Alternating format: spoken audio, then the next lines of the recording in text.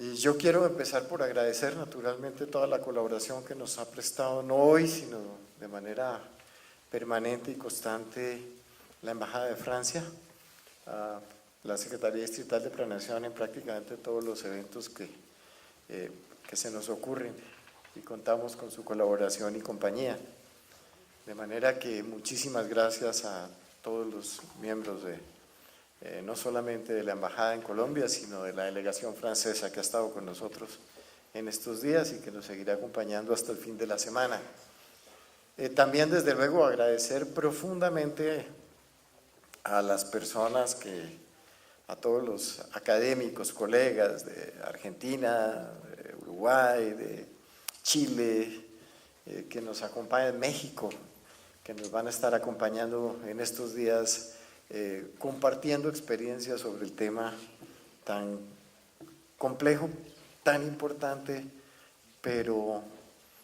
sobre el cual definitivamente tenemos que poner toda la acción pública. Tengo que agradecer también a la Universidad del Rosario, que pues sin darnos cuenta, poco a poco se nos han convertido en uno de los socios más importantes en la planificación de la ciudad y específicamente en el trabajo que hacemos en la Secretaría de Planeación. Gracias, Carlos, en representación de la universidad, por todo esto. Como ocurre a veces en la vida, hemos encontrado un grupo de viejos amigos, que es muy distinto decir amigos viejos, de la Universidad del Rosario, con quienes hemos recorrido muchos años la preocupación por estos temas. De manera que quiero agradecer profundamente la forma tan seria y responsable con que la universidad ha asumido su relación con la administración distrital. Yo creo que en esta administración hay un elemento que nos caracteriza, y es que es una administración que una medida, un porcentaje muy grande proviene de la academia. Y eso tiene ventajas importantísimas, pero también tiene muchas desventajas. Y es que nos preocupamos enormemente por cosas por las cuales los políticos generalmente no tienden a preocuparse. Y eso también, como todo, es bueno en la medida en que pone sobre la mesa discusiones que por lo general no se ponen, y es malo en la medida en que nos hace conscientes de las diferencias del tiempo de la política y del tiempo del capital con el tiempo de la democracia y de la reflexión. Son tiempos distintos, son maneras distintas que no siempre podemos hacer confluir y que desde luego nos obligan a estar buscando permanentemente ese equilibrio entre pensar y acercarnos a la interpretación de los fenómenos sobre los cuales actuamos, para que nuestras acciones sean coherentes con los procesos que se viven en la vida cotidiana y para que sean coherentes y cercanos a lo que ocurre permanentemente en la relación de los seres humanos con su territorio y en la construcción de territorialidad. Y yo creo que ese es el tema fundamental cuando hablamos de segregación. El problema de fondo que vamos a discutir al fin y al cabo es cuál es la condición humana, que siendo al fin y al cabo un problema de la filosofía, es el problema fundamental de todas las relaciones entre los seres humanos. Y probablemente la condición de segregación forma parte de la misma construcción identitaria de los individuos. Para construir un nosotros tenemos que inventarnos un otro, contra el cual generalmente construimos fronteras y construimos cercas,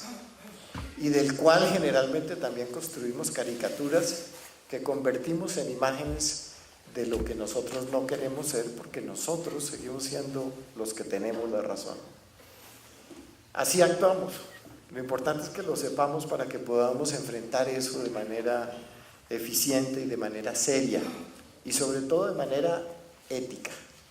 Aquí hay temas que, cuando uno habla de la condición humana, no puede dejar de mencionar el carácter ético y moral de esa reflexión y de todas las acciones que se desprenden de esa reflexión.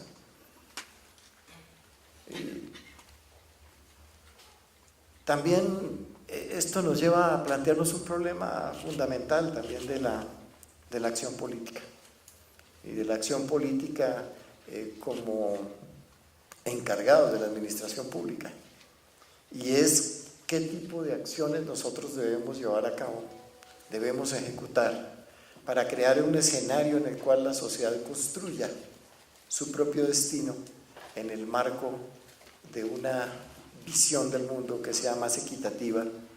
y que desde luego le permita el acceso a todos los seres humanos, a todos los, no solamente a los ciudadanos, porque el concepto de ciudadanía también ya entraña una forma de segregación y exclusión,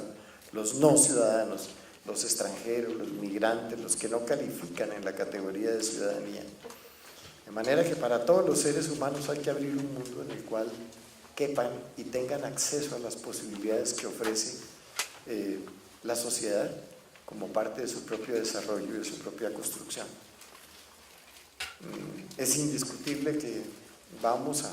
tener que poner sobre la mesa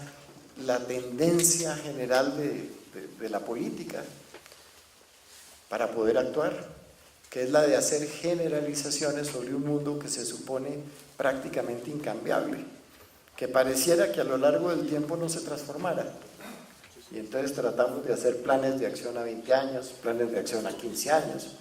sobre un mundo que permanentemente se transforma y sobre una sociedad que permanentemente replantea sus relaciones. Los académicos llamamos eso de una manera muy grande, pues, un acercamiento a la micropolítica, a la microfísica del poder. Y un acercamiento es muy francés además, ¿no? Y un acercamiento a la manera como esa microfísica del poder construye y cose sus relaciones permanentemente. Y yo creo que ese es un tema fundamental. Cómo construimos la cotidianeidad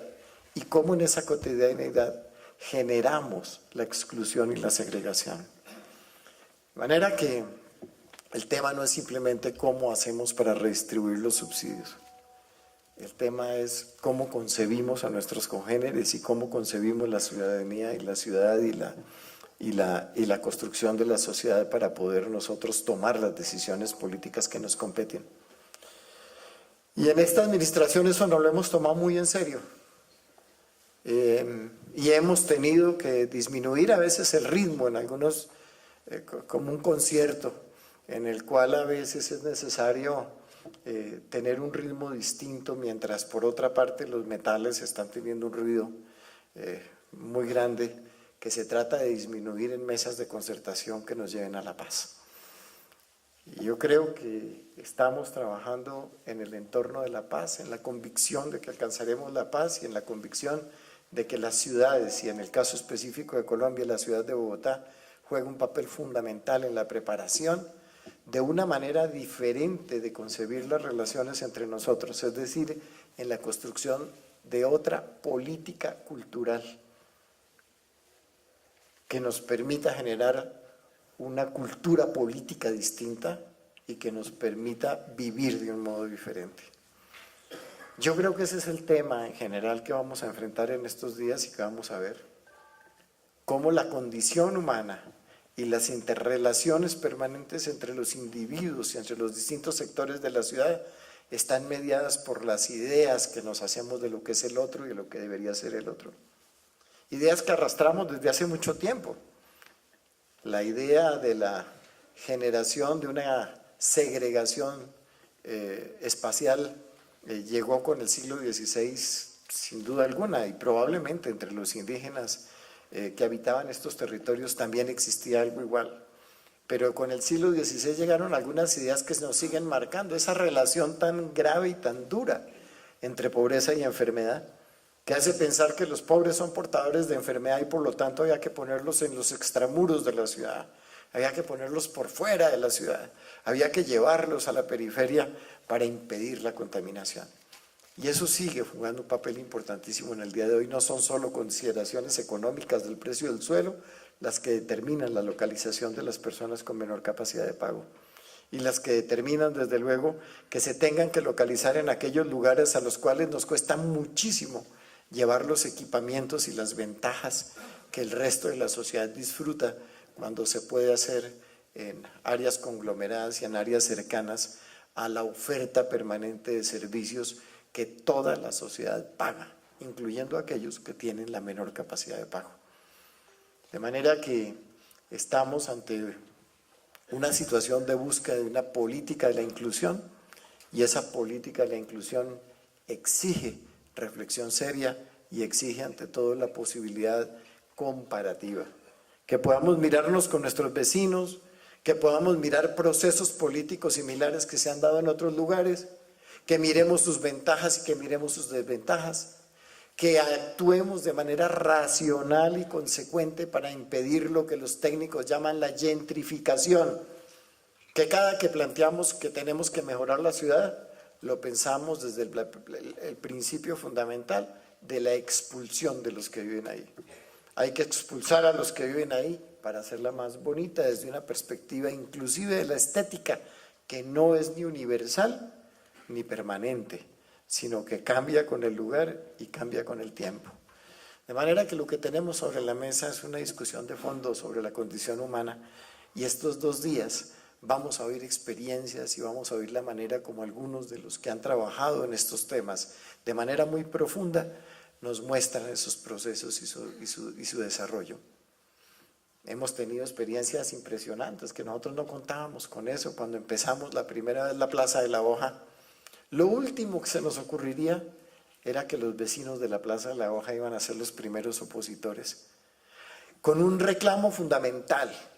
Y el reclamo que nos hacían era: hace 40 años llegamos miserables a Bogotá y hemos gastado 40 años tratando de construir otro mundo para nuestros hijos, y ustedes ahora nos quieren poner aquí gente que se parece mucho a lo que nosotros éramos. Y entonces nos están obligando a devolver los 40 años de esfuerzo y de sacrificio, y eso no lo vamos a permitir. Y esa era una discusión fundamental que nos plantearon los habitantes del barrio Cundinamarca y de los entornos adyacentes a la Plaza de la Hoja, y era una discusión que nosotros no esperábamos.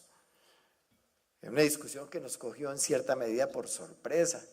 pero que es una discusión fundamental. Estamos actuando sobre el territorio y estamos actuando fundamentalmente acercándonos a aquello que nosotros consideramos como las marcas del éxito. Cómo mi vida ha sido exitosa, cómo mis 40 años de lucha se convierten en una manera de mostrar quién soy y cuál fue el camino que recorrí. Y de repente me dicen que mi vida la viví de manera equivocada.